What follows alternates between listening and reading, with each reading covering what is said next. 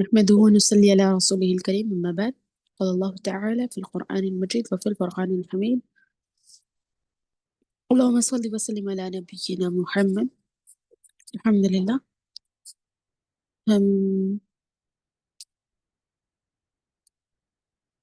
رمضان المبارک جس مہینے سے گزر رہے ہیں اور اس میں تعلیم خان کوشش کر رہے ہیں اچھی عبادتوں کی اور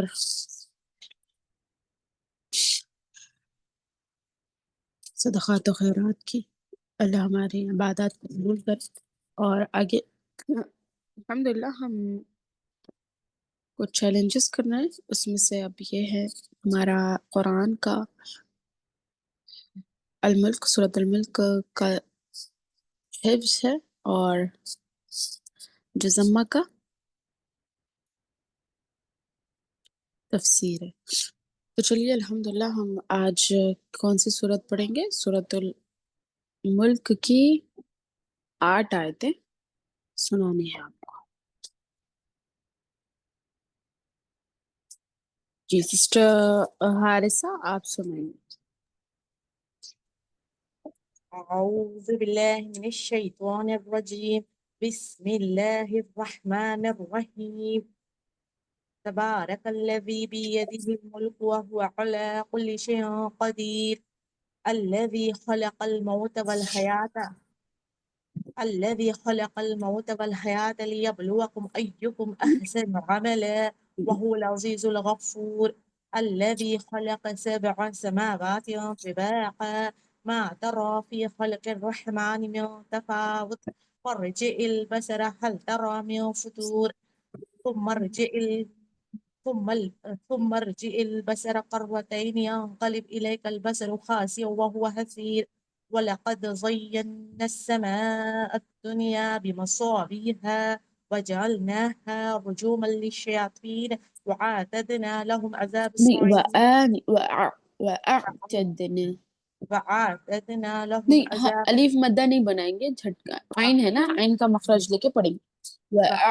وأعتدنا وأعتدنا لهم عذاب السعير وللذين كفروا بربهم عذاب جهنم وبئس المصير إذا ألقوا فيها سمعوا لها شهيقا وهي تفور تكاد تميز من الغيظ كلما ألقي فيها فوز سألهم خزنتها ألم يأتكم نظير قالوا بلى قد جاءنا نذير فكذبنا وقلنا ما نزل الله من شيء إن أنتم إلا في ضلال كبير. نوایت ہے. جی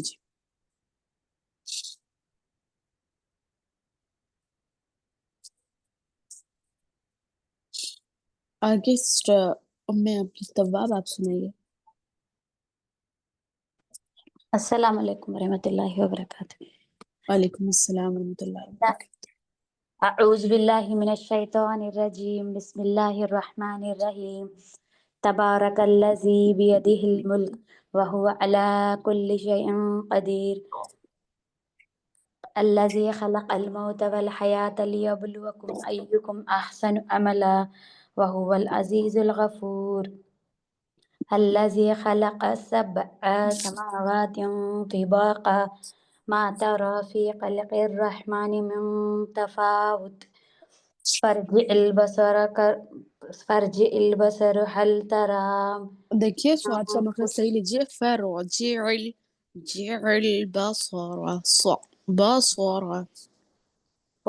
فارجع البصر هل ترى من فتور ثم ارجع البصر كرتين ينقلب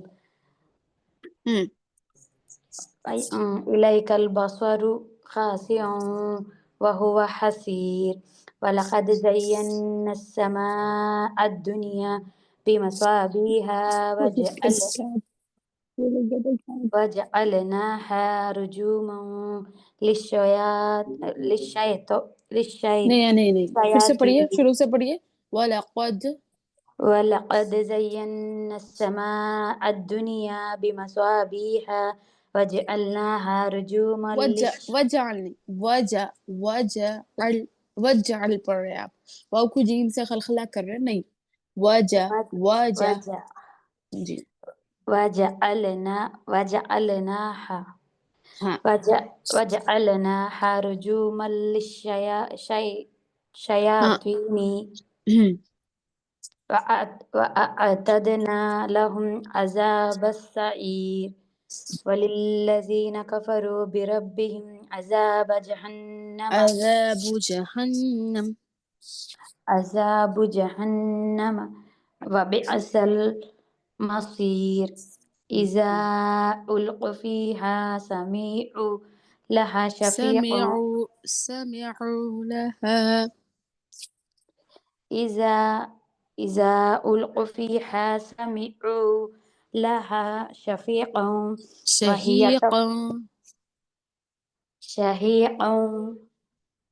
وهي تفور جی تكاد تميز من الغيظ کھینچنا نہیں، تکاد تمیض من الغیظ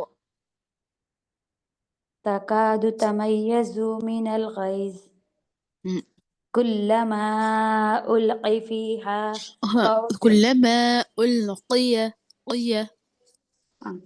كلما ألقي فيها فوج سألهم خزنتها ألم يأتيكم نذير 8 آیتیں سیکھی تھی باجی ہاں اچھا ٹھیک ہے 9 ٹھیک ہے، یاد کریے آپ انشاءاللہ، آج 10 اور 11 ہے شاید 2 ٹھیک السلام وعلیکم السلام ورحمۃ اللہ۔ آج کے چیلنج میں کتنی آیتیں ہیں؟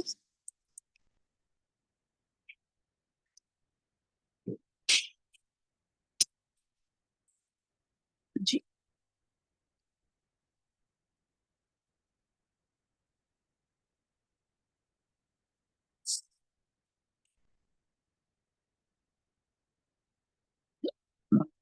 الحمدللہ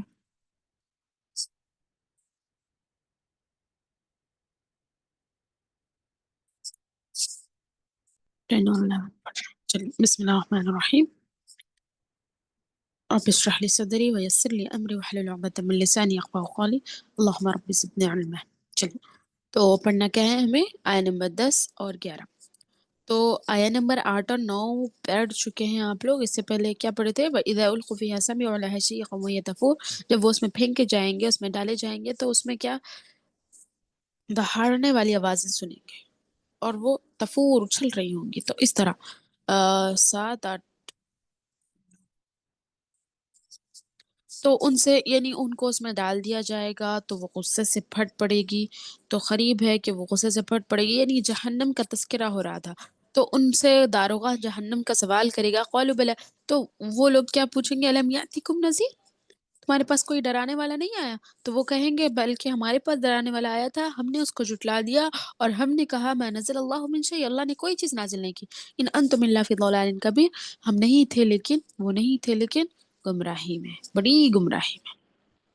تو یہاں پر پھر اسی سے ریلیٹڈ آیتیں آ رہی ہیں، وقالوا لو كنا نسمع ونعقل، وہی لوگ جو کہہ رہے تھے کہ قالوا بلا قد جاءنا نذیر، یعنی یہی کفار کیا کہہ رہے تھے کہ ہمارے پاس ڈرانے والے آئے تھے لیکن ہم نے ان کو جھٹلا دیا۔ تو وہی لوگ کہہ رہے ہیں وقالوا، یہ قالوا بھی اسی کی طرف مرجع ہے، وہ جہنمیوں کی طرف مرجع ہے، اور ان لوگوں نے کہا لو كنا نسمع، لو اگر كنا ہم سب نسمع سن لیتے، کاش ہم سنتے، او نعقل یا ہم سمجھتے ہوتے، ہم سنتے ہوتے یا ہم سمجھتے ہوتے، ما كنا فی اصحاب السعیر، تو ہم جہنم والوں میں سے نہ ہوتے۔ جہنم، دوزخ، سعیر جہنم کا ایک نام ہے، جہنم کی ایک یعنی دروازہ لے لو آپ، ایک گڑھا لے لو، تو اس طرح سعیر جہنم کا ایک نام ہے۔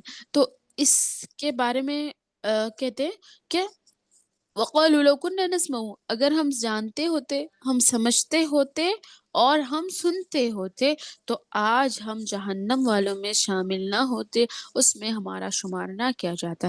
فَاعْتَرَفُوا فَاعْتَرَفُوا، تو وہ اعتراف کر لیں گے اس وقت اعتراف کریں گے کہ ہاں ہمارے پاس ڈرانے والے آئے تھے لیکن ہم نے ان کو جھٹلا دیا۔ بِذَنبِهِمْ، تو وہ اپنے گناہوں کا، ان کے گناہوں کا اعتراف کریں گے۔ فَسُحْقًا لِأَصْحَابِ السَّعِيرِ، تو لعنت ہے، دوری ہے جہنم والوں کے لیے۔ گویا وہ اپنے گناہ کا اعتراف کر لیں گے، لعنت ہو اہل دوزخ پر، ٹھیک ہے؟ وہ اپنے آپ پر ہی لعنت کریں گے۔ یہاں گناہ کا لفظ واحد استعمال ہوا ہے، جیسے بِذَنبِهِمْ، ذُنُوبِهِمْ نہیں، بِذَنبِهِمْ، حالانکہ ان کی ساری زندگی گناہوں سے لبریز تھی، اس لیے کہ اللہ کی آیات سے انکار اور جھٹلانا یہ ایک گناہ باقی سارے گناہ کی جڑ ہے۔ یعنی اللہ کو جھٹلانا اور اللہ کا انکار کرنا، جس کا مطلب ہے شرک۔ دیکھیے ہم ہر آیت سے توحید اور شرک کو پہچانیں گے، یہ ہم نے کہا تھا شروع میں، تو وہی چیز یہاں پر آ رہی ہے۔ دیکھیے تو انکار اور جھٹلانا، اللہ کا انکار اور اس کو جھٹلانا، یہ ایک بہت ہی بڑا گناہ ہے جو باقی سارے گناہوں کی جڑ ہے، ٹھیک ہے؟ باقی سب گناہ اسی ایک بڑے گناہ کی شاخیں ہیں۔ سب سے بڑا گناہ تو اللہ کا انکار، پھر اس کے ساتھ جو بھی گناہ ہو رہے ہیں وہ تمام گناہ اس کی شاخیں ہیں، ٹھیک ہے؟ جڑ اور شاخیں دونوں مل کر ایک ہی گناہ شمار ہوا یہاں پر، تو اس لیے یہاں پر کیا کہا فَاعْتَرَفُوا بِذَنبِهِمْ، تو وہ اپنے گناہ کا اعتراف کریں گے۔ ایک ہی گناہ کے بارے میں یہاں پر بتایا گیا، فَاعْتَرَفُوا بِذَنبِهِمْ، تو وہ اپنے گناہ کا اعتراف کریں گے۔ فَسُحْقًا لِأَصْحَابِ السَّعِيرِ، اور اپنے آپ پر لعنت کریں گے کہ دوری ہو، لعنت ہو، سحق لعنت ہو اہل دوزخ پر۔ تو یہ بہت ہی برا ٹھکانہ ہوگا، وہ خود اپنے آپ پر لعنت کر رہے ہوں گے۔ ہاں تو دیکھیے اب اس کا ترجمہ تو دیکھ لیے ہم، مختصر سی تفسیر دیکھ لیے۔ یہ تو کنٹینیوشن آ رہا ہے اس کا جہنم والوں کا، آگے بھی وہی آیت ہے۔ اس کے بعد یہاں سے آیت نمبر 12 سے آیت نمبر 12 سے اس کا یعنی مومنوں کا ذکر ہو رہا ہے، تو یہاں تک ختم ہے جہنمیوں کا ذکر، اور پھر یہاں سے مومنوں کا ذکر ہو رہا ہے۔ پھر بعد میں آگے مومنوں کی 3 آیتیں ہوں گی، اس کے بعد پورے اللہ تعالیٰ نے جو تخلیقیں کی ہیں اس کے بارے میں زمین آسمان کی طرف اشارہ کیا جا رہا ہے۔ یہ اس میں دیکھیے اب اس کا یہ دیکھ لیں گے ہم، تجوید دیکھیں گے اور پڑھیں گے۔ اور قالو، قا میں الف مدہ، لو واو مدہ، لو میں وولین، کاف پہ حرکت، نون پہ شدہ، غنہ کریں گے اور غنے کے ساتھ الف مدہ۔ نسمعو، نس میں جزم سکون، میم پہ حرکت، عین پہ حرکت، او وولین، نع میں جزم سکون، قاف پہ حرکت، لام پہ حرکت، میم پہ الف مدہ، کاف پہ حرکت، نون پہ شدہ ہے، غنہ کریں گے، الف مدہ، فی میں یا مدہ، حرف مدہ کے بعد حمزہ دوسرے کلمے میں ہو تو مد منفصل ہوگا۔ اص میں جزم سکون، ہا پہ الف مدہ، با کو سین سے ملائیں گے تو حرف شمسی، سین پہ حرکت، عین پہ یا مدہ، را پر جزم دے کر سانس توڑیں گے۔ وقالوا لو كنا نسمع أو نعقل ما كنا في أصحاب السعير. وقالوا لو كنا نسمع أو نعقل ما كنا في أصحاب السعير. آگے کی آیت دیکھیے، آیت نمبر 11۔ فا میں جزم سکون، تا پہ حرکت، رو پہ حرکت، رو پہ زبر ہے تو رو کو پر پڑھیں گے، فا پہ واو مدہ، با پہ حرکت، ذنبہم، حرف یہاں پر نون ساکن کے بعد با ہے تو اخلاپ کا قاعدہ ہے تو نون کو میم سے بدل کر پڑھیں گے، با پہ حرکت، ہم میں اظہار شفوی، فس پا پہ حرکت، صح میں جزم سکون، قاف کو لام سے ملائیں گے تو یہ یرملون بلا غنہ، تنوین کے بعد لام حرف یرملون میں سے لیکن بلا غنہ، فسحقا اص میں جزم سکون، ہا پہ الف مدہ، با کو سین سے ملائیں گے تو حرف شمسی، سین پہ حرکت، عین پہ یا مدہ، آخری حرف پر جزم دے کر سانس توڑیں گے۔ فاعترفوا عین کا مخرج چلیں گے۔ فاعترفوا بذنبهم فسحقا أصحاب السعير فاعترفوا بذنبهم فسحقا لأصحاب السعير. ٹھیک ہے، یہ دو آیتیں ہو گئی. الحمدللہ. اب آگے ہے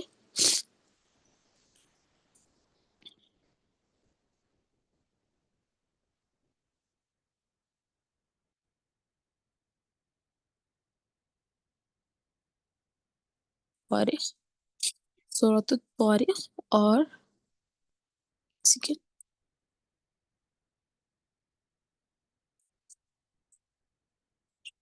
طارق اعلیٰ اور غاشیہ تینوں سنتے ہیں کیا؟ ہاں سسٹر حائسہ. ہاں نہیں میم، صرف دو ہے، دو طارق سورج. اور اعلیٰ. ٹھیک ہے اعلیٰ. جی.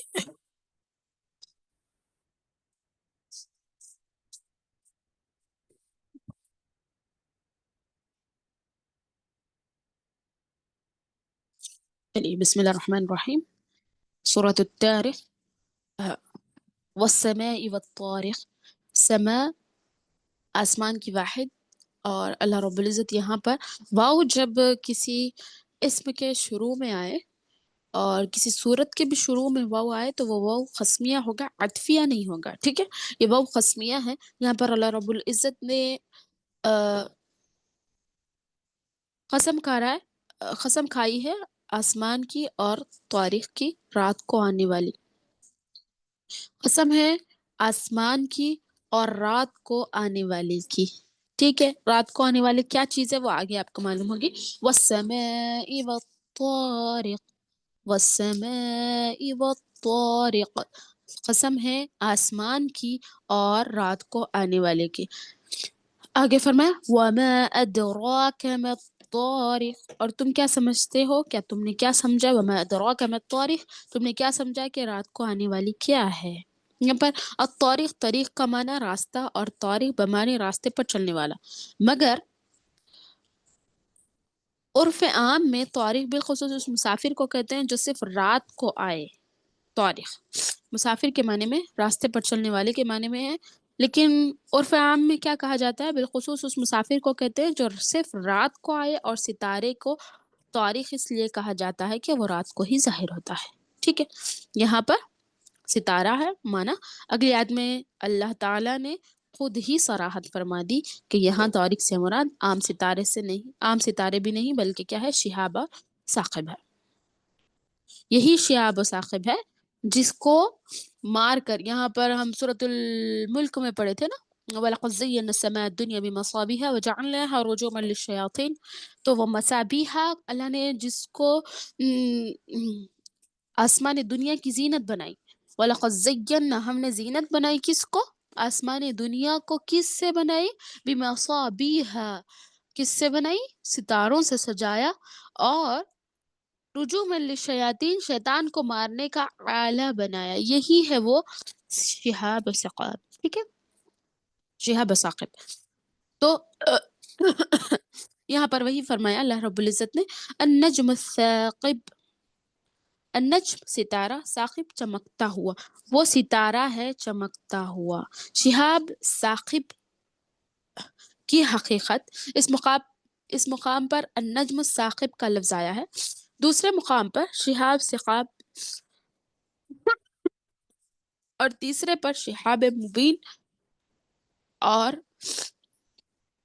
مراد سب سے ایک ہی ہے. شہاب ایسے انگارے کو کہتے ہیں جس میں چمک اور شعلہ دو چیزیں ہوں، خواہ یہ آگ کا انگارہ ہو یا آسمان یا فضا میں پایا جائے. اور ثاقب میں تیزی سے آر پار ہونے والی کیفیت موجود ہو، اور آگ کی طرح سرخ روشنی کا تصور بھی اس میں پایا جاتا. ٹھیک ہے، تو ثاقب اور یعنی شہاب کی یہ تفسیر کی جاتی ہے. تفسیر الرحمن رحمہ اللہ علیہ نے کہا جبکہ عام ستاروں کی روشنی چاند کی روشنی کی طرح سفید ہوتی ہے، گویا نجم ثاقب میں تین چیزیں جمع ہو گئی. ایک، وہ تیزی سے فضا میں سفر کر رہا ہو. دوسرا اس میں چمک موجود ہو، اور تیسرے وہ چمک آگ کی طرح سرخ کا رنگ لیے ہوئے ہوں. ٹھیک ہے، ہم اسے اپنی زبان میں ٹوٹنے والا تارا کہتے ہیں. علاوہ ازیں یہاں واحد کا صیغہ استعمال ہوا ہے، اس سے جنس مراد لی گئی ہے. اور ایسے ستارے سینکڑوں کی تعداد میں فضا میں ٹوٹتے اور پھر ہماری نظروں سے غائب ہو جاتے ہیں. نہ وہ دوسرے ستاروں سے ٹکرا کر نظام کائنات کو درہم برہم کرتے ہیں، نہ زمین پر گر کر زمین پر قیامت برپا کرتے ہیں، بلکہ مدتوں بعد کوئی ایسا ستارہ زمین پر گر کر زمین میں گہرے گڑھا بھی ڈال دیتا ہے. ٹھیک ہے، لیکن یہ بھی ایک عذاب الہی کی شکل ہے.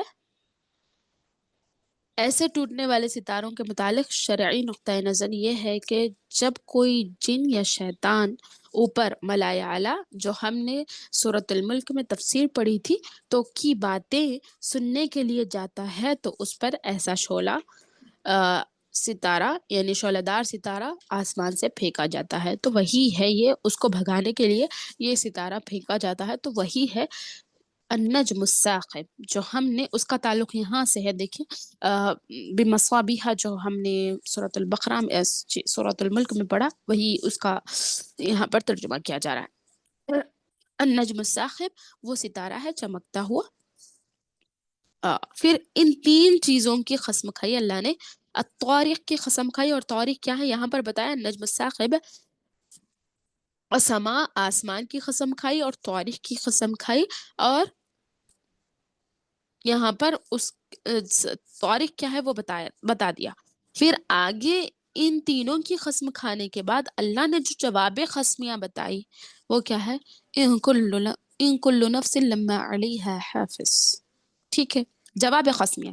اللہ نے جو قسم کھائی، کس وجہ سے قسم کھائی، کون سی بھی چیز یعنی بتانے کی اللہ تعالیٰ قسم کھاتے ہیں. تو یہاں پر یہ چیز بتانے کے لیے اللہ نے قسم کھائی. ان کل نفس لما علیہا حافظ، ان کے نہیں. یہاں پر ان کا معنی دیکھیے، کبھی کبھی اللہ کے ساتھ اگر ان آیا، یہ گرامیٹیکل ورڈز ہے، اس میں اللہ کے ساتھ یہاں پر لما آیا. ان لما کا بھی معنی کبھی کبھی مگر میں استعمال ہوگا، اور اللہ کا بھی معنی کبھی مگر میں استعمال ہوگا. یہاں پر لما کا معنی مگر میں استعمال ہوا، اور یہاں پر ان کا معنی نہیں میں استعمال ہوا. ان نہیں، کل نفس کوئی جان، لما مگر علیہا اس پر حافظ نگہبان ہے.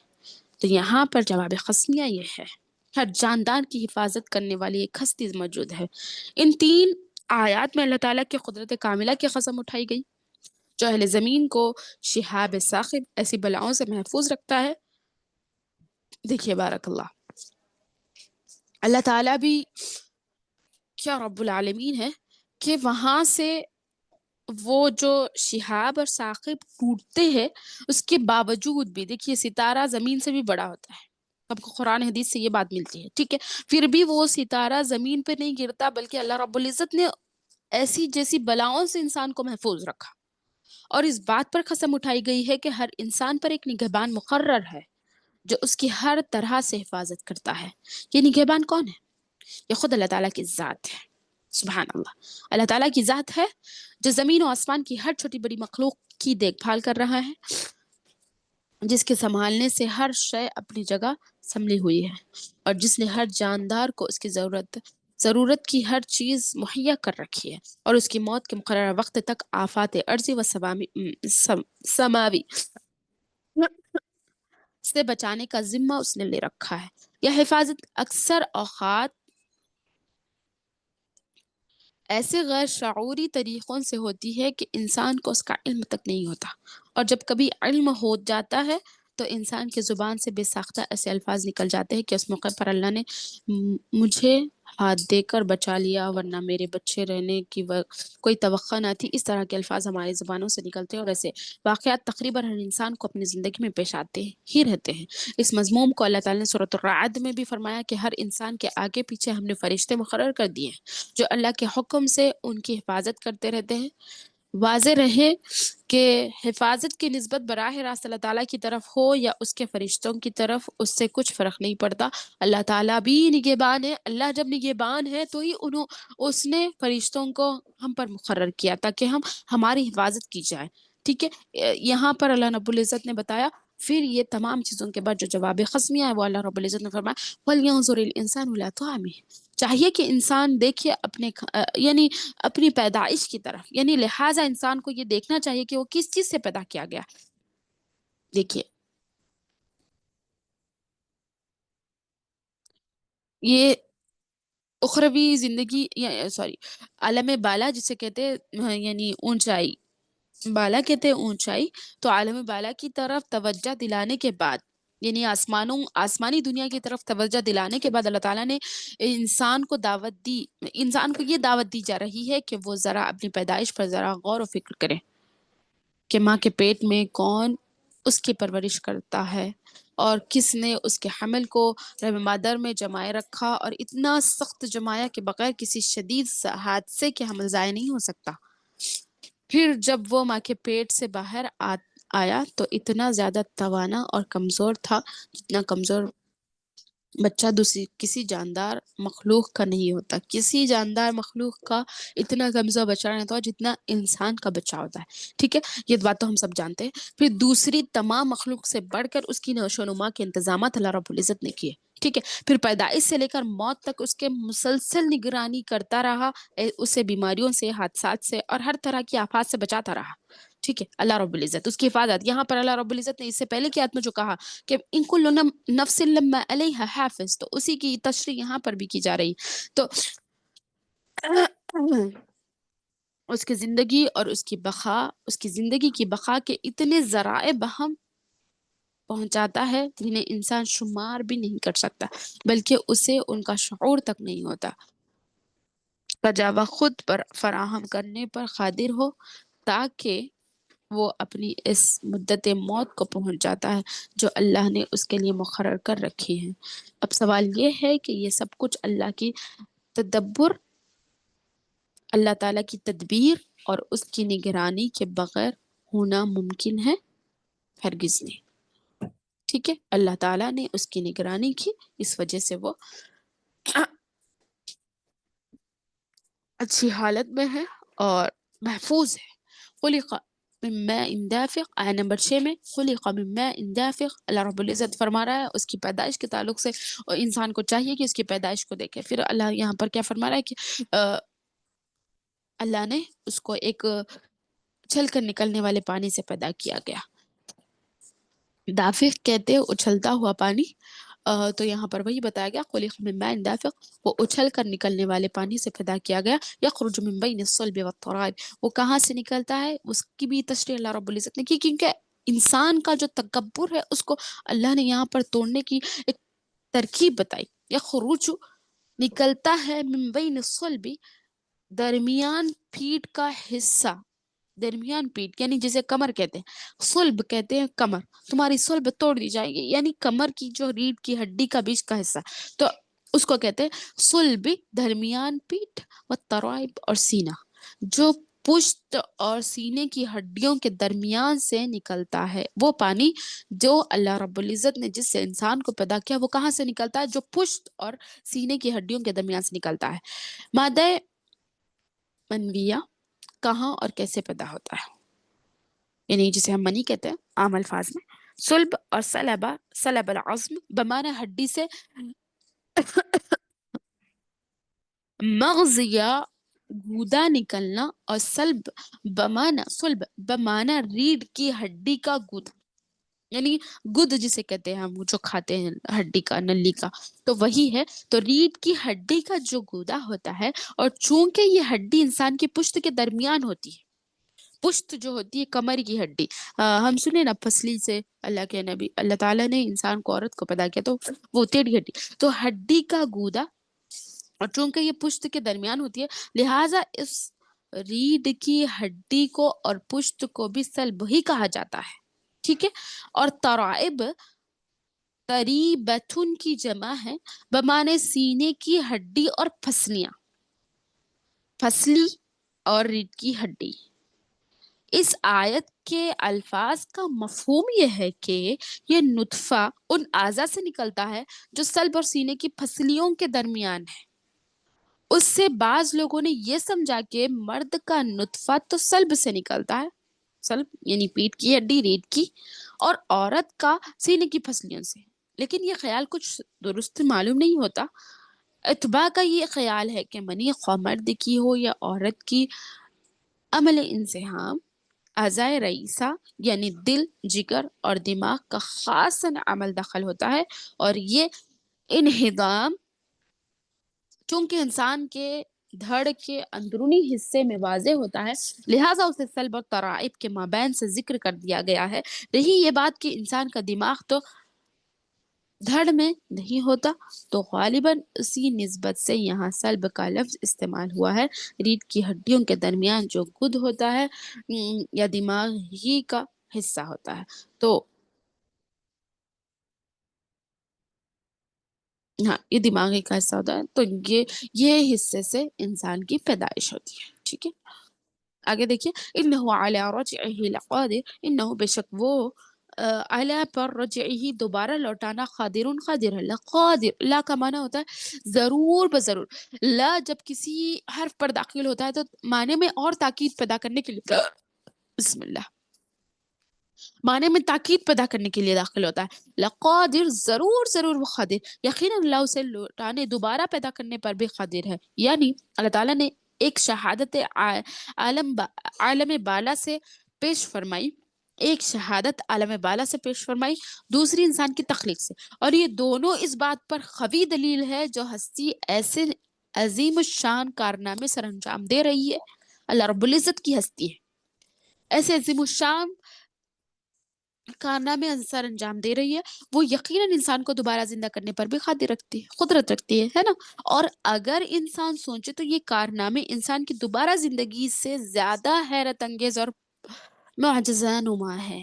انسان کی پیدائش تو مشکل نہیں ہے، آسمان و زمین کی تخلیق کو آپ دیکھو، ربنا اس پر یعنی جو غور و فکر کرتے ہیں وہی وہ چیز کو سمجھ سکتا ہے. کیونکہ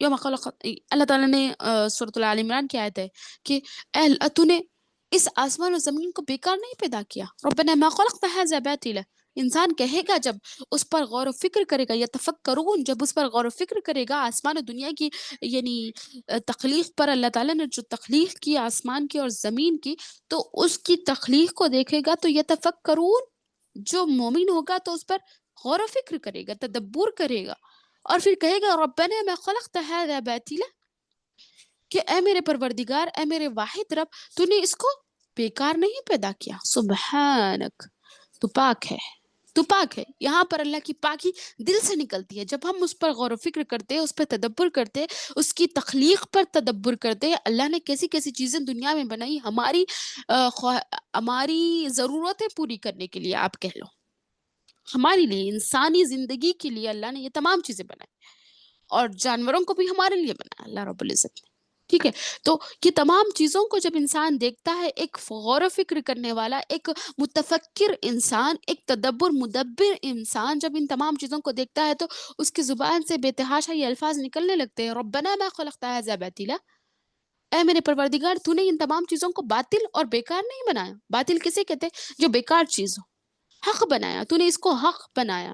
ما خلقت هذا باطلا سبحانک، بے شک تو پاک ہے. بے تحاشا اللہ کی تعریف ہمارے زبانوں سے نکلتی ہے. سبحانک، تو پاک ہے ان تمام چیزوں سے جس کی تیرے ساتھ یہ لوگ شریک ٹھہراتے ہیں. سبحانک فقنا عذاب النار، ہم پھر اس پر ایمان بھی لا لیتے ہیں اسی وقت، اور اس کی پاکی بھی بیان کرتے ہیں، اور اسی وقت ہماری زبان سے جہنم کی آگ سے بچنے کے لیے دعائیں بھی نکلتی ہیں. ربنا ما خلقت هذا باطلا سبحانک فقنا عذاب النار، ہم کو جہنم کے عذاب سے بچا لے. تو یہ اللہ کی یعنی اس کی تخلیق پر غور و فکر کا تعلق ہے.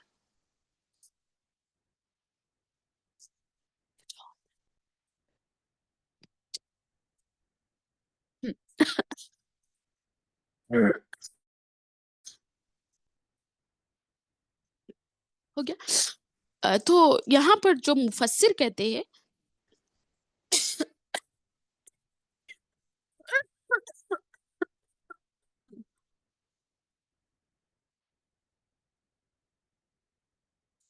ہاں، یعنی یہ معجزہ، یعنی دنیا و آسمان کی تخلیق تو زیادہ مشکل ہے، بجز یہ کہ انسان کی تخلیق مشکل ہو. ٹھیک ہے، تو یہ تو حیرت انگیز اور معجزہ نما ہے. اب جو شخص ان کارناموں کو محض اتفاقات کا نتیجہ قرار دیتا ہے، وہ آخر یہ کیوں نہیں کہتا کہ دنیا میں انسان کے ہاتھوں بنائے ہوئے جتنے کارنامے ہیں، کارخانے چل رہے ہیں، یہ بھی بس اتفاقی حادثات کے نتیجے میں سامنے آئے گئے اور کام کرنے لگے ہیں. یہ دنیا میں جو شہر آباد ہے، سڑکیں ہیں اور دریا نہریں رواں ہیں، یہ بھی سب اتفاقات ہی کا نتیجہ ہے. ایسے یعنی جو لوگ الٹے سوالات کرتے ہیں تو یہ بھی وہی ہے، یہ بھی وہی ہے. تو ایسے سرفروں کو اپنے دماغ کا علاج کرانا چاہیے. اور حقیقت یہ ہے کہ ایسے ہر دھرم لوگوں کا علاج صرف ڈنڈا ہی ہے. اللہ رحم کرے. یہ مفسر تیسر الرحمن کے الفاظ ہے جو میں نے آپ کے سامنے رکھے، اور یہاں پر یہ بات ہے کہ انہ علی رجعہ لقادر، کہ ہم اس پر بالکل قادر ہیں کہ ہم اس کو دوبارہ لوٹائیں. ٹھیک ہے، اللہ رب العزت یہاں پر یہ کہتا ہے یوم تبلی السرائر، جس دن اسرار کی جانچ پڑتال کی جائے گی. اور یہاں پر سرائر راز، اسرار جسے کہتے ہیں سر، ان سے ہے. سر عربی میں کہتے ہیں چھپی ہوئی چیز، یعنی جیسے اسی سے ہے ستار. اللہ کا نام کیا ہے؟ ستار، عیبوں کو چھپانے والا. تو چھپی ہوئی چیز کو سر کہتے ہیں، اسی سے اسرار، اور اسی سے ہے ستار، اللہ کا نام عیبوں کو چھپانے والا. اور اسی میں ہم اللہ سے دعائیں بھی کرنی چاہیے. یہ بہت بڑی دعا ہے، کیونکہ انسان کے تو عیوب ہونا لازم ہے، انسان کے عیوب ہوتے ہیں تو ہم اللہ سے دعا کریں. یہ دعاؤں کا مہینہ ہے، اس میں ہم اللہ سے دعا کریں. یا مقلب القلوب ثبت قلبی علی دینک، اسی کے ساتھ ساتھ ہم دعا کریں یا ستار ستر عیوبنا، یا ستار ستر عیوبنا. رب العزت کے صفاتی ناموں کے ساتھ دعا کرنا یہ یعنی جامع طریقہ ہے، اللہ کے نبی صلی اللہ علیہ وسلم کی سنت سے ثابت طریقہ ہے. تو اللہ کے ناموں کے ساتھ ہم اس سے دعائیں کریں. تو یہاں پر یہ بات بھی معلوم ہوئی کہ ستار سرن سے ہی بنا، جیسے مطلب اللہ تعالیٰ عیبوں کو چھپانے والا ہے، تو ہم بھی اسی طرح اللہ سے دعا کریں یا ستار ستر عیوبنا، اے ستار پروردگار، اے عیبوں کو چھپانے والے رب، تو میرے گناہوں کو چھپا لے. تو اس طرح ہم دعا بھی کریں گے. تو یہاں پر اسی طرح بیان کیا جا رہا ہے کہ اس دن ہمارے تمام راز کھول دیے جائیں گے، سرائر کی جانچ کے مختلف پہلو. یہاں پر تیسر الرحمن رحم اللہ علیہ کیا کہتے ہیں؟ پوشیدہ اسرار سے مراد ہر انسان کے وہ اعمال بھی ہیں، ہر انسان کے وہ اعمال بھی ہیں جن کا تعلق نیت اور ارادے سے تھا اور پورے نہ ہو سکے اور بس ایک راز ہی بن کر رہ گئے. نیز وہ اعمال بھی جو دنیا کے سامنے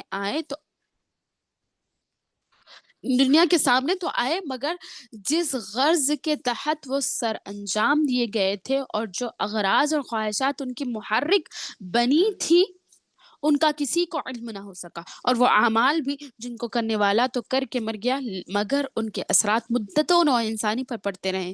ایسے سب اسرار اس دن کھول کر سامنے آ جائیں گے. یعنی اللہ رب العزت ہر چیز کو کھول کر بیان کر دے گا اس دن. تو یہ قیامت کا تذکرہ ہوا. فما له من قوت ولا ناصر، فما تو نہ لہو اس کے لیے، من قوت قوت سے، ولا اور نہ ناصر مددگار ہے. تو انسان کے پاس نہ کوئی مددگار ہوگا اس روز انسان کے پاس، ہو ضمیر انسان کی طرف ہے. ٹھیک، تو انسان کے پاس نہ کوئی اپنا راز زور ہوگا، نہ ہی کوئی اس کی مدد کرنے والا. تو انسان کے پاس نہ کوئی اپنا زور ہوگا اور نہ ہی کوئی اس کی مدد کرنے والا ہوگا. ٹھیک ہے، اس دن نہ کوئی اس کی مدد کرے گا. یعنی اس دن کسی انسان کو بھی اتنی قوت حاصل نہ ہوگی کہ وہ اس دن پیش آنے والے مصائب کے مدافعات کر سکے، نہ ہی کوئی اس کی مدد کرنے والا وہاں موجود ہوگا. تو انسان اپنا خود مالک ہوگا اس دن. ٹھیک ہے، والسماء ذات الرجع، پھر یہاں پر پھر قسمیہ الفاظ، پھر زمین آسمان کی قسم کھائی جا رہی. والسماء قسم ہے آسمان کی، ذات الرجع بارش والے آسمان کی قسم اللہ نے کھائی. وہاں پر صرف آسمان کی قسم کھائی. والطارق، اور طارق کی قسم کھائی. اور طارق کیا ہے؟ نجم ہے. نجم یعنی جو شہاب اور ثاقب ہے. ٹھیک ہے، یہاں پر فرمائے قسم ہے انسان کی جو بار بار بارش برساتا، استغفر اللہ، قسم ہے آسمان کی جو بار بار بارش برساتا ہے۔ ذات رجوع کے معنی اپنی اصل کی طرف لوٹنا ہے، اپنی اصل کی طرف، آسمان کی جو اصل ہے، ٹھیک ہے، اپنی اصل کی طرف لوٹنا ہے، مگر مجازن رج کا لفظ بارش کے لیے بھی استعمال کیا جاتا ہے، اور آسمان کو ذات الرج کہنے کی ایک وجہ تو یہ ہو سکتی ہے کہ سمندر سے آبی بخارات اٹھتے ہیں، جو ایواپریشن جسے ہم کہتے ہیں، ٹھیک ہے، آبی بخارات اٹھتے ہیں، ایواپریشن جسے ہم کہتے ہیں، جو بادل بنتا ہے، اور وہ جب آسمان کی بلندیوں پر پہنچتے ہیں تو اس بلندیوں کی ٹھنڈک ان آبائی بخارات کو، یعنی وہ ایواپریشن کو پھر سے پانی میں تبدیل کر دیتی ہیں اور بارش شروع ہو جاتی ہے، ٹھیک ہے۔ اور دوسری وجہ یہ ہے کہ بارش برسنے کا عمل فقط ایک بار ہی نہیں ہوتا بلکہ بار بار اور وقتاً فوقتاً ہوتا ہی رہتا ہے، تو پھر ان تمام چیزوں کا مالک صرف اور صرف واحد میرا اور آپ کا رب اللہ رب العزت ہے، ٹھیک ہے۔ والارض ذات الصدع، اور زمین کی جو پھٹ جاتی ہے، یعنی زمین کا پھٹنا صدع کہتے ہیں، پھٹ جانے والی۔ والارض ذات الصدع، اللہ تعالیٰ پہلے آسمان کی قسم کھائی جو بار بار برساتا ہے، اور پھر زمین کی قسم کھائی جو پھٹ جاتی ہے۔ صدع کے معنی کسی چیز کا اس طرح پھٹنا کہ ٹکڑا جدا نہ ہو، ایسا پھٹنا۔ صد کا معنی ہوتا ہے، شق کہتے ہیں پورا مکمل پھٹ جانا، پھر یہاں پر صد کا معنی کہا کہ ایسا پھٹنا۔ دیکھیے عربی میں بہت سے الفاظ ہوتے ہیں، ایسے ایسے الفاظ ہوتے ہیں جس کے معنی الگ الگ ہوتے ہیں، جیسے پورا مکمل پھٹنے کو شق السم، شق الارض بھی کہا گیا، اب پڑھے ہوں گے انشقاق میں شق، تو اس کا معنی بھی پھٹنا ہے، تو زمین کا مکمل سے پھٹ جانا جو قیامت کے دن ہوگا۔ یہاں پر صد کہا گیا کہ یہاں پر مکمل پھٹنا نہیں ہے بلکہ ایسا پھٹنا کہ اس کا ٹکڑا جدا نہ ہو، کچھ نہ کچھ ملے ہوا حصہ، آدھا پھٹنا، ٹھیک ہے۔ بقول امام راغب، ٹھوس اجسام جیسے لوہا، شیشہ، زمین وغیرہ میں شگاف یا سوراخ ہو جاتا ہے، اور زمین کو اس لیے ذات الصدع کہا جاتا ہے کہ وہ پودوں اور درختوں کی نرم و نازک کونپلوں کو پھوٹ کر زمین سے باہر نکالتی ہے، نکلنے کا راستہ دیتی ہے، ٹھیک ہے۔ وہ کیونکہ تھوڑی سی جگہ دیتی زمین تاکہ اس میں سے پودا باہر نکل کر آئے، تو اس لیے اس کو صد، عربی میں صد کہا جا رہا ہے، ٹھیک ہے۔ علاوہ ازیں اس سے پانی کے چشمے بھی پھوٹ نکلتے ہیں، ہاں، حالانکہ زمین ٹھوس اور سخت چیز ہے، اور پانی سیال اور زمین کے مقابلے میں بہت نرم اور کمزور ہے، اس کے باوجود زمین پھوٹ کر پانی کو باہر نکلنے کا راستہ دے دیتی ہے، ٹھیک ہے۔ تو یہ سب چیزیں اللہ کی کرشمے ہیں، یہ کوئی انسان کی بس کی بات نہیں، ٹھیک ہے۔ انہ لقول فصل، اللہ رب العزت نے کہا کہ وہ حق کو باطل سے الگ کرنے والا ہے۔ لقول بے شک وہ کلام، قول یہاں پر قول سے مراد اللہ رب العزت نے قرآن کو لیا ہے۔ انہو بے شک وہ کلام، بے شک وہ قول، لقول، جو قول تو قرآن ہے، جو یہاں پر استعمال ہوا وہ تاکیدن بتائے گئے کہ ضرور ضرور وہ قول، فصل فیصلہ کرنے والا ہے، فیصلہ کن ہے، حق اور باطل کے درمیان الگ کرنے والا، حق اور باطل کو واضح کرنے والی چیز۔ وما ہوا بالہزل، اور وہ نہیں ہے، اور وہ نہیں، یہاں پر ماں کا معنی نہیں استعمال ہوا، اور وہ نہیں ہے بالہزل، بیہودہ بات، کوئی ہنسی مذاق کی بات نہیں ہے۔ کون سی بات؟ قرآن کی بات، یعنی بارش کے بار بار نزول اور زمین سے نباتات کے اگنے کا جو سسٹم ہے، عمل، یہ ایک مربوط نظام ہے، مربوط کسے کہتے ہیں؟ ربط، یعنی جس کو اللہ تعالیٰ نے بنا دیا، یہ کوئی انسان کے بس کی بات نہیں۔ سائنس آج کہتی ہے ایواپریشن سے بارش ہوتی ہے، لیکن کتنا ایواپریٹ کرے گی؟ بولیے کتنا ایواپریٹ ہوگا؟ جو بادلیں ہیں وہ کتنا ایواپریٹ کریں گے؟ وہ نہیں ہو سکتا نا۔ تو یہ بخارات ہی نہیں ہے، صرف ہوں گے وہ بھی ان کے سائنس کے حساب سے، لیکن اتنا تو نہیں کر سکتے اللہ نے جتنی بارش کا نزول کیا، ٹھیک ہے۔ تو کوئی ہنسی مذاق کی بات نہیں بلکہ ایک ٹھوس حقیقت اور تمہارے مشاہدے کی بات ہے۔ اسی طرح قرآن بھی جو حقائق پیش کر رہا ہے، جو حقیقت قرآن پیش کر رہا ہے، ایک ایک چیز اور جسے دو ٹوک فیصلے بتا رہا ہے، وہ بھی ٹھوس حقائق پر مبنی ہے. یہ کوئی ہنسی مذاق کی باتیں نہیں، بلکہ انہیں پورا ہو کے رہنا ہے. اللہ تعالیٰ نے جو بھی بات بتائی ہے وہ تمام ہو کے رہے گی. انہم یکیدون کیدا، بے شک وہ تدبیریں کرتے ہیں، بہت زیادہ تدبیریں. وہ لوگ ایک تدبیر کر رہے ہیں، وہ اکید کیدا، اور میں بھی ایک تدبیر کر رہا ہوں. کیا تدبیر ہے؟ یعنی کفار یہ چاہتے ہیں کہ ایسی چالیں چلیں، ایسی سازشیں تیار کریں، ایسے کارنامے سر انجام دے جس سے قرآن کی دعوت کو شکست دی جا سکے. لیکن نہیں، آج تک جس دن سے قرآن نازل ہوا آج تک یہ کافر پڑھے، اس زمانے میں تو اور ہے اسلام کے دشمن، اس کے باوجود بھی وہ مسلمانوں کو بگاڑ نہیں سکتے، مسلمانوں کا کوئی کچھ نہیں کر سکتا. ٹھیک ہے، ہاں وہ لوگ کیا کرتے ہیں، وہ سے بہت مارتے ہیں، مارنے سے کچھ ہوگا نہیں. اس سے پہلے بھی لوگ مارے گئے، بہت سے لوگ شہید ہو گئے، مارتے اور کچھ نہیں کر سکتے. وہ قرآن کے ایک ورق کو کچھ نقصان نہیں پہنچا سکتے. وہ جلاتے ہیں لیکن جن کے سینوں میں قرآن ہے ان کا تو وہ کوئی بگاڑ نہیں سکتے، کچھ بگاڑ نہیں ہوگا. اس لیے کثرت سے اپنی اولادوں کو حافظ قرآن بنانا ہم پر فرض ہے، کیونکہ دنیا سے ورقیں مٹ جائیں لیکن دلوں میں جو قرآن بسا ہوا ہو وہ کبھی نہ مٹے. ٹھیک ہے، ورق ختم ہو سکتے ہیں، کتابیں ختم ہو سکتی ہیں، کتابوں کو جلایا جا سکتا ہے، لیکن انسان کے سینوں میں جو قرآن بسا ہوا ہو وہ قرآن کبھی ختم نہیں ہوگا. اس لیے اپنی اولادوں کو حافظ قرآن بنانے کی زیادہ سے زیادہ کوشش کریں. آپ بنائیے، ڈاکٹر انجینئر جو بھی بنا سکتے ہیں آپ بنائیے. انسان کے دماغ کو اچھے سے استعمال کیجیے، اپنی اولاد کے دماغ کو اچھے سے استعمال کیجیے، ان کو قرآن کی ان کو یعنی حفظ قرآن کی طرف مائل کیجیے اور قرآن کے حافظ بنانے کی ان کو کوشش کیجیے انشاءاللہ. تو ہماری گھروں سے یعنی ایک گھر سے تمام اولادیں، جیسے کیا نام ہے ان کا، صاحب میر محمدی جو زندہ جاوید ہستی ہے، ان کی تمام اولادیں حافظ قرآن، تمام اولادیں باقی تمام علموں کے مالک ہیں. سبحان اللہ. تو اسی طرح ہم بھی کوشش کریں کہ ہماری چند اولادیں تو ہمارے لیے صدقہ جاریہ بنے، ایسے صدقہ جاریہ جو ہمارے لیے قیامت تک تا قیامت ہمارے لیے ان کی نیکیاں پہنچتے رہے. ٹھیک ہے، تو یہ عمل ہمیں کرنا ہے. تو یہاں پر اللہ رب ان کی قید یعنی ان کا جو مکر ہے، جو ان کی چالیں ہیں، ان کی جو سازشیں ہیں، جو تیار ان لوگوں نے کی ہے سازشیں اسلام کے ساتھ کر رہے ہیں، تو ہم بھی ان کے ساتھ سازشیں کریں گے. ان کی خفیہ تدبیریں بھی ہمیں معلوم ہے، ہم ان کو یعنی ڈھیل دے رہے ہیں. اللہ رب العزت کر رہا ہے آگے کی آیت میں دیکھیں، فمحل الکافرین امہلہم رویدا، فمحل بس ڈھیل دو، کافرین کافروں کو، امہلہم رویدا تو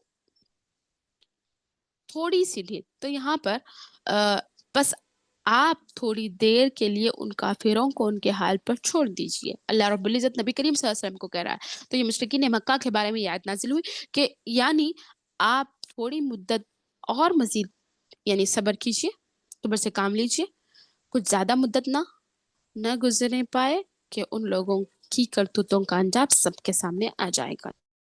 یعنی قیامت کا دن ہوگا جس میں اللہ رب العزت کیا کرے گا، ان کی تدبیروں کو ناکام کرے گا اور ان کو نیست و نابود کر کے رکھ دے گا. تو اللہ پر بھروسہ. یہاں پر بھی دیکھیے ہر صورت میں نے آپ لوگوں سے کہا تھا کہ ہر صورت میں بلکہ ہر آیت میں اللہ کی توحید کو پکڑنا ہے، کیونکہ توحید ہمارا فرض عین ہے. ہمارے لیے سب سے اہم چیز توحید ہی ہے. شرک کو مٹانا، توحید کو بلند کرنا، توحید بنانا اور لوگوں کو موحد بنانا، یہ ہمارا عمل. تو قرآن کے پڑھنے کا واحد مقصد موحد بننا اور توحید کو اس میں سے ڈھونڈنا. تو آپ ان آیت میں اللہ کی تخلیق کے تعلق سے دیکھیے، اس سے ہم اس کی توحید کو اٹھا سکتے ہیں. تو اب سورۃ التاریخ میں آپ کچھ نکات لکھیے اس میں سے کہ اس میں ہم کو توحید کا پتہ چلنا، اللہ کی وحدانیت اور اس کی مخلوق پر اللہ رب العزت کتنا قادر ہے. یہ تمام چیزیں آپ کچھ نکات لکھیے، 10 پوائنٹس تو بھی لکھیے. جیسے سسٹر حارثہ آپ لکھ رہے ہیں نوٹس، ماشاءاللہ بہت ہی خوبصورت انداز میں آپ اپنے انداز سے لکھ رہے ہیں. اسی طرح آپ تمام بھی کوشش کیجیے، کیونکہ آپ کا پچھلا رمضان یہ رمضان سے بہتر نہ ہو، بلکہ یہ رمضان پچھلا رمضان سے بہتر ہو، پھر آنے والا انشاءاللہ آگے رمضان اس رمضان سے بہتر ہو. تو زیادہ سے زیادہ کوشش کریے کہ آپ قرآن کو اس میں سمجھے، کیونکہ یہ شہر القرآن ہے.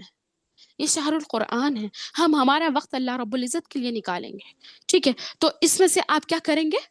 آپ سبوں کو میں کہہ رہا ہوں، کسی ایک کو نہیں بلکہ آپ سبھی کیا کریے، تاریخ میں سے اللہ کی وحدانیت اور اس کی توحید پر کچھ 10 سینٹنسز، 10 نکات لکھیں، ٹھیک ہے؟ اس سے کم نہیں ہو رہا جی۔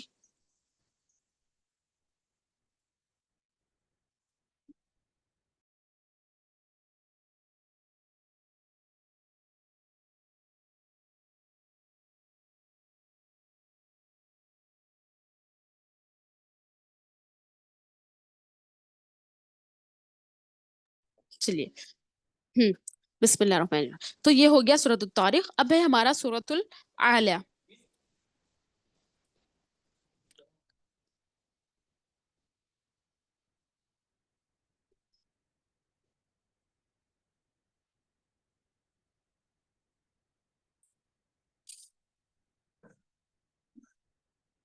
ہاں، بسم اللہ الرحمن الرحیم۔ رب اشرح لی صدری ویسر لی امری واحلل عقدۃ من لسانی یفقہوا قولی۔ سبح اسم ربک الاعلی، سبح پاکیزگی بیان کر، اسم ربک الاعلی اپنے رب کے نام کی، اعلی جو سب سے بلند ہے۔ سبحان کا لغوی معنی ہوتا ہے سبح۔ ابن الفارس کے نزدیک لفظ سبح کی بنیادی معنی دو ہے، عبادت کے قصد اور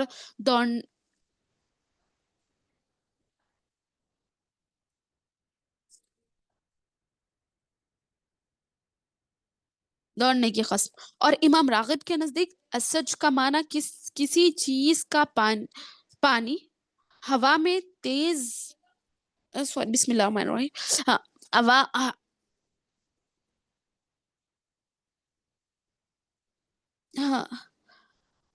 ہوا میں اڑنا یا تیزی سے گزر جانا، اور سباہ یعنی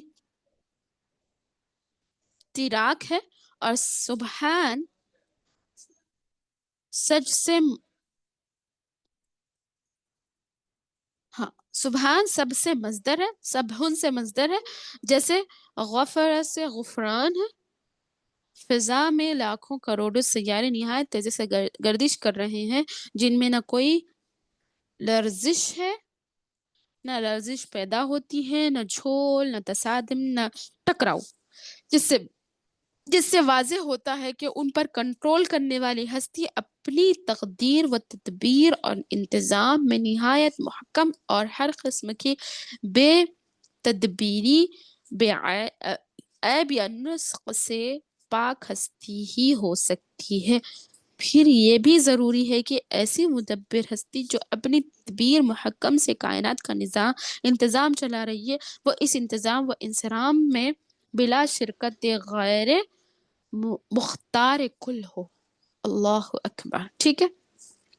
کیونکہ کسی بھی دوسرے کا عمل دخل اس کائنات کے انتظام میں خلل انداز ہو کر اس میں گڑبڑ پیدا کر سکتا ہے، لہٰذا نہیں کر سکتا، بلکہ لہٰذا سبحان سے مراد وہ ہستی ہو سکتی ہے جو ہر طرح کے عیب و نسق سے پاک ہو، ٹھیک ہے؟ وہ بلا شرکت غیر مختار کل بھی ہو، کسی اور کی شرکت کے بغیر وہ اکیلا مختار ہو، وہ اکیلا قادر اور چیز پر، ٹھیک ہے؟ اور کائنات کی تمام اشیاء پر پورا کنٹرول بھی رکھتی ہو ایسی ہستی۔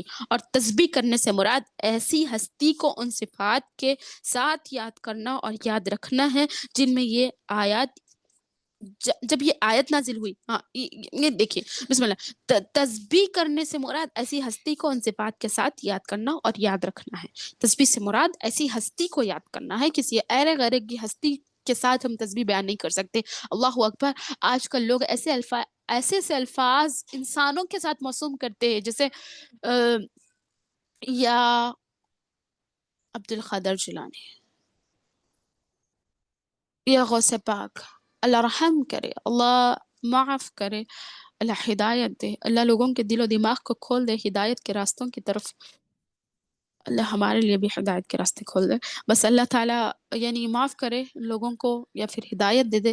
دیکھیے کتنی یعنی بدعقلی کی بات ہے کہ اللہ کا نام چھوڑ کر لوگ، دیکھیے میں تو نا خانہ کعبہ کے پاس بھی لوگوں کو یہ پکارتے ہوئے سنا، یا غوث پاک، کتنی بدقسمتی ہے لوگوں کی، لوگ اپنے دماغ کو استعمال نہیں کرتے. اللہ تعالیٰ نے تو اختیار دیا ہے، یہ اللہ کا کام نہیں. اللہ نے ہر چیز بتا دی ہم کو، مجھے اور آپ کو، ہر کسی کو. اللہ نے دو چیزوں کو کھول کر رکھ دیا، فرقان کر دیا حق اور باطل کے درمیان کہ یہ حق ہے یہ باطل ہے، تم کس کی طرف جانا چاہتے ہو جاؤ.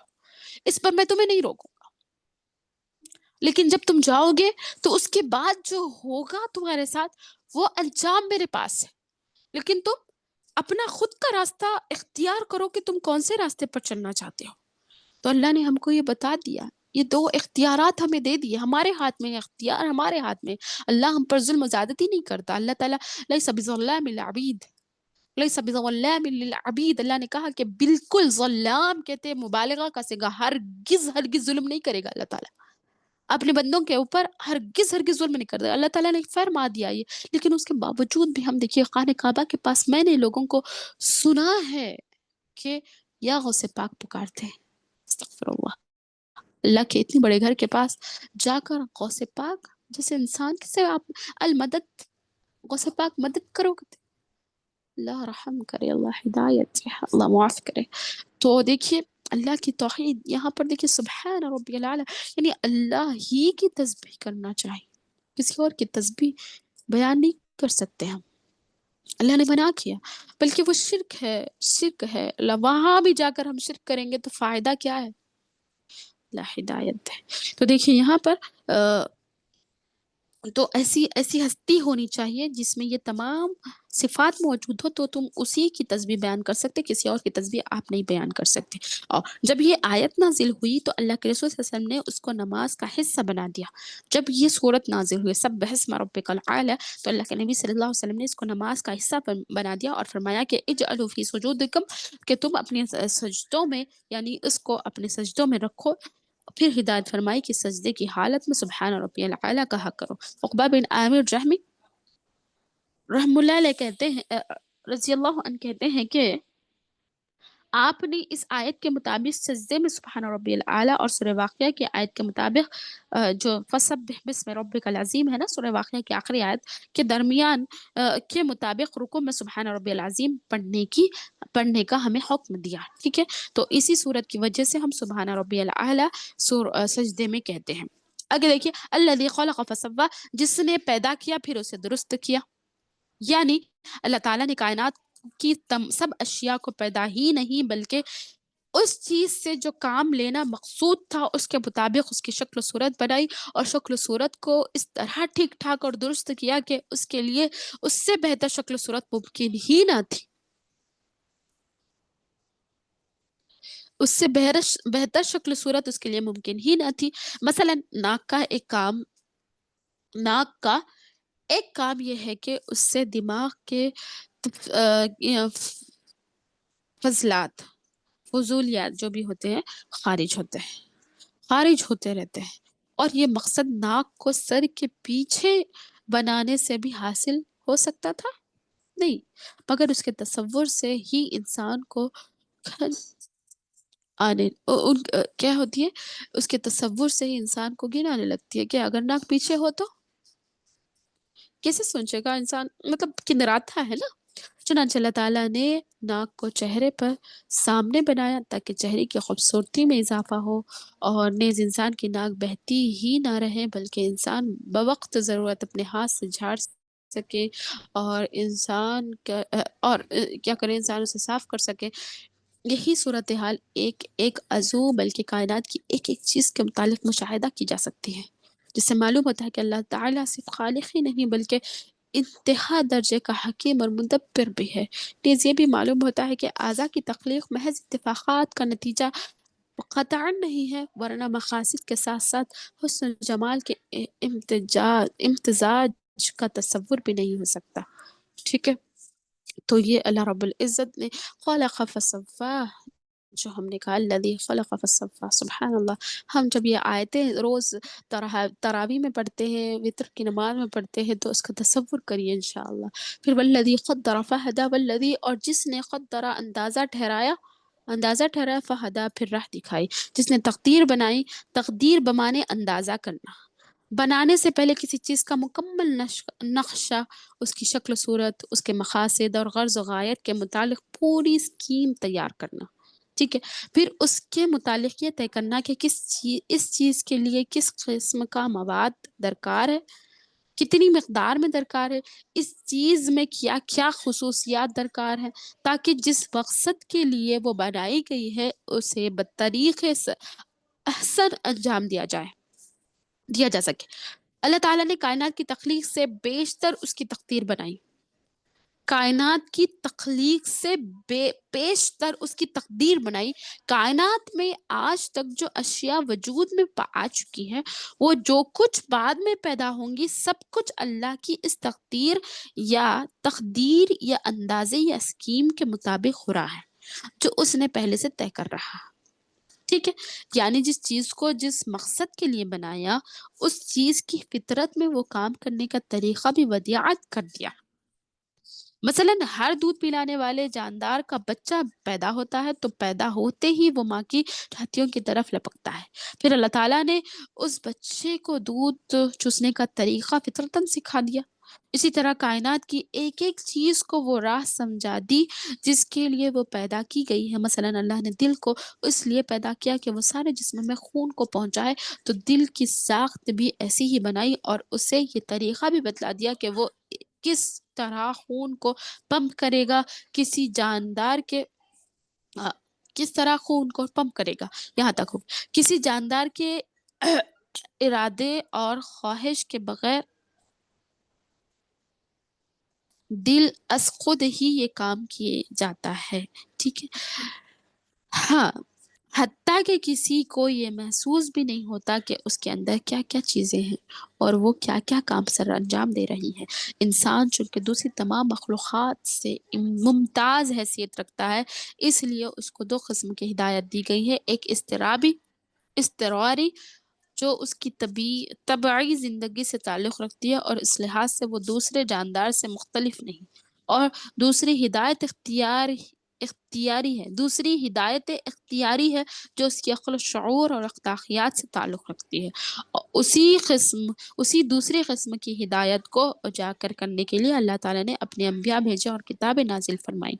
دیکھیے کتنی خوبصورت طریقے سے انہوں نے سمجھایا یہاں پر کہ ایک اضطرابی بتایا، اس کی طبعی زندگی سے تعلق رکھتی ہے، اس کی یعنی تمام دوسرے جانداروں کے متعلق ہماری مطلب جو جسم ہے، باڈی کا جو بھی نظام ہے ہماری وہ. پھر اس کے بعد اللہ تعالیٰ نے اس کو کیا کیا، ہدایت اختیاری اس کے اندر رکھی جس کے عقل و شعور اخلاقیات سے تعلق رکھتی ہے. اور اسی دوسری قسم کی ہدایت کو اجاگر کرنے کے لیے اللہ تعالیٰ نے ہدایت کو اجاگر انبیاء رسول بھیجے، کتابیں بھیجی تاکہ ہم اسے پڑھیں اور اس سے اللہ کی وحدانیت کو سمجھیں. والذی اخرج المرعى، والذی اور جس نے اخرجا نکالا، اگایا، مرعى چارہ، جس نے چارہ پیدا کیا، فجعلہ غثاء احوا، پھر اسے سیاہ کوڑا اور کرکٹ بنا دیا. مرعى کا لغوی معنی چارہ ہے، یعنی جانوروں کے خوراک جو تازہ ہو، یعنی گھاس وغیرہ. تاہم اس کے وسیع معنوں میں تمام نباتات بھی شامل ہیں. یعنی اللہ ہی ہے جو زمین پر بہار اور موسم بہار لاتا ہے، پھر موسم خزاں بھی لاتا ہے. ٹھیک ہے، اور اس تازہ نباتات کے فالتو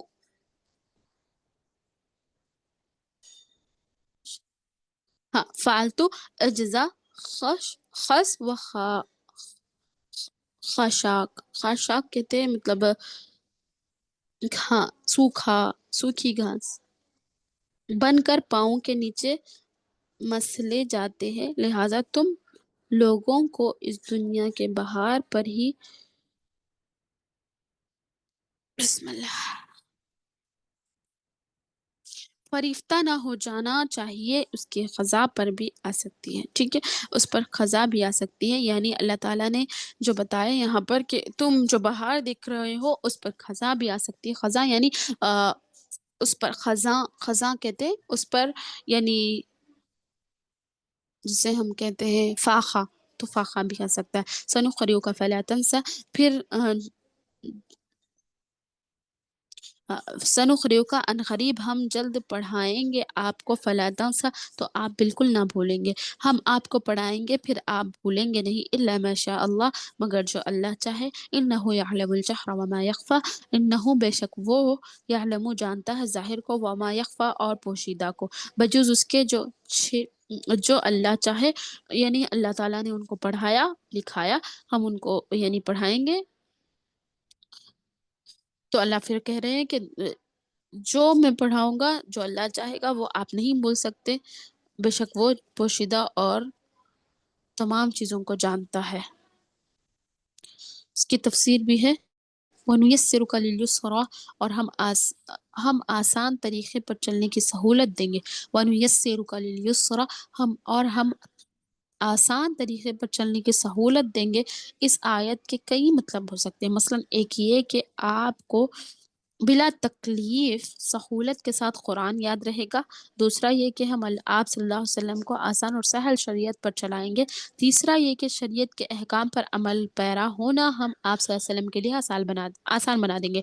چوتھا یہ کہ اسلام کے طریقے سے ہم تمام رکاوٹوں کو دور کریں گے اور اس کامیابی کی راہ پر گامزن ہونا آپ کے لیے آسان بنا دیں گے. پانچواں یہ کہ آپ صلی اللہ علیہ وسلم کی ذمہ داری بس اتنی ہے کہ آپ صلی اللہ علیہ وسلم لوگوں کو اللہ کا کلام پہنچا دے. اس سے آگے کسی مشکل میں پڑنا یا بجبر یعنی جبرن لوگوں کو اسلام کی طرف لانا آپ کی ذمہ داری نہیں ہے. جبر بھی آپ نہیں کر سکتے. ٹھیک ہے. فذکر نفعت ذکر بس آپ نصیحت کیجئے اگر نصیحت نفع دے. یعنی وہی سیذکر من یخشی جو شخص اللہ سے ڈرتا ہے تو وہ نصیحت قبول کر لے گا. اس کی تشریح وہی ہے جو میں نے آپ کے سامنے کی. یعنی اللہ تعالیٰ نے ان کے لیے یہ ذمہ داریاں نہیں ڈالی کہ آپ جبرن یا پھر زبردستی کسی کو اسلام قبول کروائے. جو اسلام اللہ کو جانتے ہوئے قبول کرنا چاہتا ہے وہی کرے. باقی جو اللہ سے ڈرتا ہے جیسے یہاں پر فسیذکر من یخشی جلد سمجھ جائے گا وہ جو اللہ سے ڈرتا ہے جو نصیحت حاصل کر لے گا. وَيَتَجَنَّبُهَا الْأَشْقَى اور جو بدبخت ہے وہ اس سے جو بدبخت ہے وہ اس سے پرے ہی رہے گا. یعنی وہ اس ہدایت کی طرف نہ آئے گا. الذی یصلی النار الکبری جو داخل ہوگا بہت بڑی آگ میں اور بڑی آگ میں داخل ہوگا. نار الکبری کبرا کہتے ہیں بہت بڑی ہے. اس میں تفضیل کا صیغہ ہے. الذی یصلی النار الکبری جو داخل ہوگا بدبخت داخل ہوگا کس میں بہت بڑی آگ میں. یصلی النار الکبری ثم لا يموت فیہا ولا یحیا پھر نہ مرے گا اس میں نہ ہی وہ زندہ رہے گا نہ جیے گا. یعنی اخروی زندگی میں مر تو سکے گا نہیں اور جو زندگی ہوگی وہ عذاب کی وجہ سے موت سے بدتر ہوگی. ایسی زندگی پر وہ خود بھی موت کو ترجیح دیں گے مگر موت نام کی وہاں کوئی چیز نہ ہوگی. ٹھیک ہے. ہاں پھر آگے فرمایا فقد افلح یہاں سے جو تزکیہ نفس کرتے ہیں ان کا تعلق شروع ہو رہا. قد افلح من تزکى یقیناً افلح اس نے فلاح پائی جو پاک ہوا. یعنی فلاح پا گیا جس نے پاکیزگی اختیار کی. یعنی جس نے اپنے آپ کو کفر و شرک عقائد فاسدہ سے اور اخلاق رذیلہ سے پاک کر لیا وہ کامیاب ہو گیا. یہاں بعض لوگوں نے تزکیہ سے یعنی تزکیہ سے مراد زکوٰۃ اور بالخصوص صدقہ فطر اور وذکر اسم ربہ سے مراد تکبیرات عیدین اور فصلی سے مراد نماز عید لی ہے. اور اگر اس آیت کو اس کے عام فہم میں لیا جائے تو زیادہ مناسب ہے.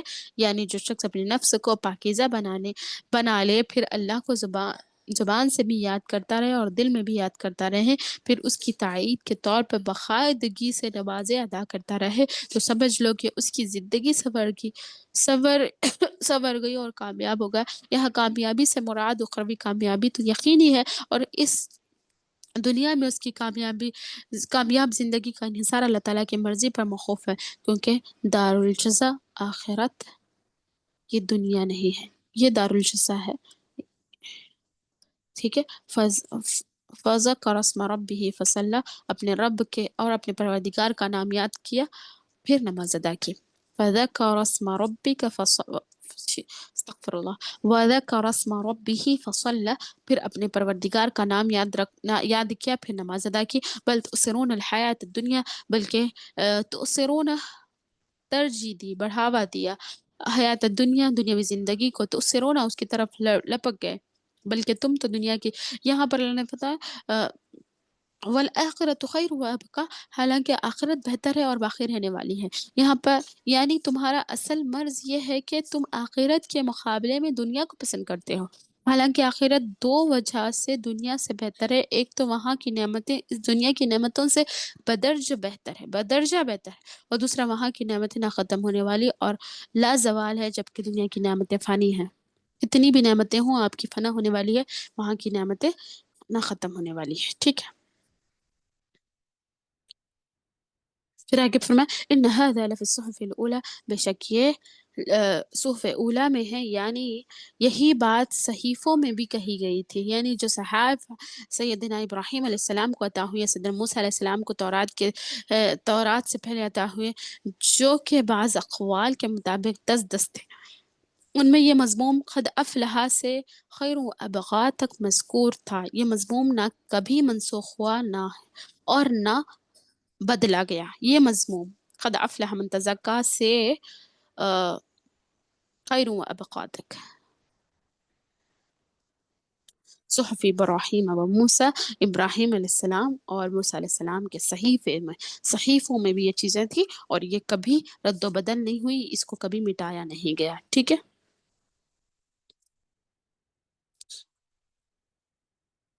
جی الحمدللہ ہم سورۃ الطارق اور سورۃ الاعلیٰ کی مختصر سی تفسیر دیکھے ہیں.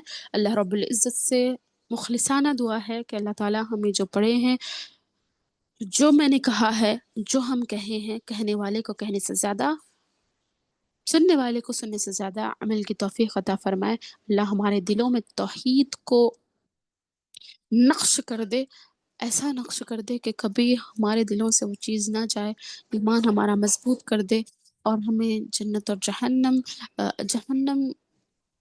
سے ہماری آزادی کر دے، اور جنت میں ہمارا مقام بلند کر دے. آمین یا رب العالمین. ربنا تقبل منا انك انت السميع العليم وتب علينا انك انت التواب الرحيم. سبحان ربك رب العزة عما يصفون وسلام على المرسلين والحمد لله رب العالمين. سبحانك اللهم وبحمدك وأشهد أن لا إله إلا أنت أستغفرك وأتوب إليك. والسلام عليكم ورحمة الله وبركاته. وعلیکم السلام ورحمۃ اللہ وبرکاتہ.